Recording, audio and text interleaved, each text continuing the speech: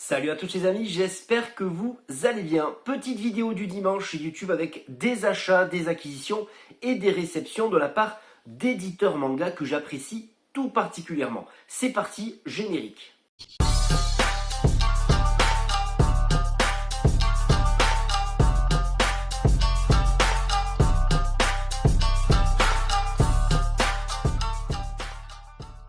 Et on commence tout de suite avec un achat chez mon libraire du coin de ma ville, avec une petite nouveauté et des continuités. On est parti avec un manga qui était sur ma liste, wishlist depuis très longtemps, Who's Next, tome 5, manga complètement barjo sur une apocalypse. Que deviennent ces jeunes gens après l'apparition de ces monstres qui ont dévasté leur lycée? Je vous avoue que je suis resté un petit peu pantois devant le propos assez grivois de ce tome 5. C'est plaisant sans plus. On continue avec une série que j'avais abandonnée, puis je reprends au fur et à mesure des mois. Il s'agit de The Fable avec un tome 17. Alors The Fable, je ne sais plus du tout quand c'est terminé. Est-ce qu'il va y avoir une deuxième saison qui va arriver chez Pika? En tout cas, The Fable, cette espèce de tueur un peu très naïf et simplé qui est chargé par sa direction de se cacher dans une petite ville. Mais les Yakuza et puis la bonhomie, l'alcool, l'humour, c'est génial. The Fable, lisez The Fable, il me tarde de le lire. On continue avec le tome 5 d'un titre à rallonge, The Adventure of Dai, The Hero Avan and the Dark Lord of Hellfire. Oui, un spin-off de Dragon Quest, excellente série. J'adore le côté cartoon du dessin et j'adore également le fait que on retrouve Aban, le héros, le maître de Fly, et puis ça se passe lors de la première confrontation entre les hordes du mal et puis les héros dans un univers que j'adore, Dragon Quest, excellentissime. Et puis une édition très cool de chez Delcourt Tonkam avec tout de rose vêtu, vraiment les jaquettes sont cool. Je suis un peu en retard, mais je crois qu'il y a 10 tomes sortis au Japon, il y a 6-7 tomes sortis en France. On parlait de The Fable, un autre tueur qui est à l'origine de ce manga en jaquette, qui est le héros de ce manga, je n'en sais pas plus, en tout cas j'en ai beaucoup entendu parler, c'est Shimazaki in the Land of Peace, voilà, manga que j'ai envie de découvrir, un tome 1 que j'ai acheté dans ce lot de 4 chez mon libraire. Je vous tiendrai au courant de ma lecture dans le Manga Club, les différents réseaux sociaux, les liens sont dans la description, et puis dans une vidéo critique peut-être. Moi j'adore Vinted, c'est vraiment un site qui rassemble un peu, ça fait un peu vide-grenier géant mondial. Et puis j'avais le tome 1 voilà, de Tough, voilà, Tough, le manga de Tetsuya Saruwatari, manga des années 90, mythique. Tough, l'aube d'une légende, c'est un manga de baston. J'avais adoré ce tome 1, une édition double, assez correcte, sympatoche, qui coûte à peu près dans les alentours de 15,90 € dans le commerce. 3 tomes actuellement sortis chez Delcourt. Il y en aura 17 puisque 34 tomes petit volume sortis dans les années 2000. Voilà, Tough, c'est une série que j'apprécie beaucoup. Et puis je cherchais à moindre coût le tome 2 et 3. Évidemment, très compliqué de trouver les tomes 2 et 3. J'ai trouvé un lot des tomes 1, 2, 3 à 38 € sur Vinted. Alors j'ai fait une proposition à 30, ça a été accepté. On est à l'entour de 34-35 € les 3 tomes. Ce qui me fait à peu près un tome acheté, un tome offert. Et en plus de ça, je vais essayer de revendre mon tome 1, donc ce qui me donnera à peu près à 10 €, donc on va dire 25 € les 3 tomes. Je trouve que c'est une très très belle affaire, donc je vous remontre, évidemment, maintenant j'ai 2 tomes 1 de Tough. Je pense que je prendrai le plus qualitatif niveau édition, je prendrai le moins corné. Voilà, le tome 1 à nouveau de Tough.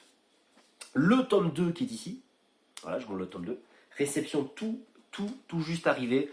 Et puis le tome 3, voilà, une sélection pour la jaquette assez vintage. J'aime bien, voilà, c'est sûr que Delcourt est forcément décrié de jour en jour, de mois en mois, mais moi j'aime bien cette édition, assez correcte, assez plaisante à lire, c'est pas très grand, c'est pas si petit. Donc voilà, Tough, tome 3, j'ai hâte de lire, j'ai pas mal de lectures qui vont échelonner tout mon été, voilà, ça va être un vrai plaisir de lecture. Le tome 4 sortira au mois de septembre ou au mois d'octobre. On passe aux éditeurs manga, Kana et Kiyun, deux gros éditeurs qui sont des partenaires depuis de nombreuses années. Pour Kana, je remplis un formulaire quelques mois avant et je reçois les mangas que j'ai demandé. Alors je me suis fait un petit kiff, je dis pourquoi pas essayer un manga de romance. Là, Kana va rajouter ici 1 sur 3. Je prends pas trop de risques. Whisper It in the Night. Voilà, je sors des sentiers battus. Un petit manga de shoujo romance. Je sais pas si c'est un shoujo ou une romance. J'y connais rien sur le sujet. On se tient au courant sur les différents réseaux sociaux. Je vous montrerai des planches à ce moment-là. Là, vraiment, je montre pas trop de planches, mais je montre à la volée ce que j'ai reçu et ce que j'ai acheté. Voilà, donc, Whisper It in the Night. On continue avec le spin-off Onera, l'ère des souverains, avec une super jaquette ici. Alors je ne sais pas s'il y a une jaquette réversible dans celui-là, non il n'y en a pas un. Mais en tout cas dans le dernier il y avait Onera, l'ère des souverains, c'est un spin-off de Onera, la fameuse série manga français de chez Kana. Donc une super jaquette pour un manga qui se concentre plutôt sur le côté diplomatique, sur le côté stratégique, sur le côté discussion entre différents souverains. J'avais bien aimé le tome 1, donc voilà, le tome 2 est dans la collection et j'ai l'impression que il est de tout, il est en train de briller, voilà. Il est pas mal, vraiment une belle jaquette, un bel objet. Et puis évidemment, c'est la réception de ce mois de juin-juillet de Mujina Into the Deep de Inyo Asano. Oui, Inyo Asano qui nous revient dans cette magnifique, qui revient chez Kana et en France dans une édition un peu plus grande. Vous voyez, l'édition par rapport à Onera est un peu plus grande. Ici, manga qui fait... qui met en scène des jeunes femmes, des gens qui sont hors la société et qui vont devoir accepter n'importe quel boulot, c'est-à-dire, et certains vont devoir tuer pour survivre. L'héroïne est ici, c'est toujours saupoudré d'un peu de sexe et de grivoiserie chez Inyo Asano. C'est une critique acerbe, c'est bien foutu esthétiquement. Je suis resté sur ma faim et les tomes 1 et 2, je vous avoue, je m'attendais à mieux. Mais j'essaye le tome 3 et je vous tiens au courant. Et puis on termine cette vidéo avec la réception de Kiyun. Alors une demande que j'ai fait express avec les tomes 1 à 8 de Bugle Call. Bugle Call, manga de fantasy. Là j'ai le tome 9 qui est sorti il y a quelques semaines. J'ai pu lire ce tome 9 et j'avoue que je suis assez choqué par le tournant décisif que prend la série. Je vous en dis pas plus évidemment, je ne vais pas vous spoiler, mais en tout cas je suis assez surpris et je suis assez inquiet pour la suite. En tout cas toujours esthétiquement très beau et un manga de fantasy que je vous invite à lire très très vite. En tout cas, ce tome 9 m'a profondément surpris.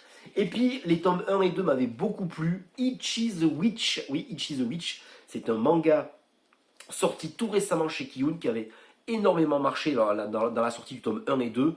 Un monde de sorcières, un monde de magie, un monde de monstres, de fantasy. Et j'ai adoré les tomes 1 et 2. Les pouvoirs, la magie, est réservée qu'aux femmes. Elles peuvent acquérir les pouvoirs des monstres qu'elles s'accaparent. Ça fait un peu Pokémon. Mais seulement Ichi the Witch, c'est un jeune homme qui vient d'une forêt un peu sauvage, un peu bébête, un peu niais, très shonenesque, qui va acquérir ce que d'habitude est réservé aux femmes. Voilà, Ichi the Witch. Hâte de lire tout ça. Voilà, c'est terminé pour cette vidéo en ce dimanche de la mi-juin. J'espère que vous allez bien. L'été avance à grands pas. N'hésitez pas en commentaire à vous abonner et à partager cette vidéo. Je vous dis à plus dans le bus. Ciao Pépito. À très bientôt. Ciao.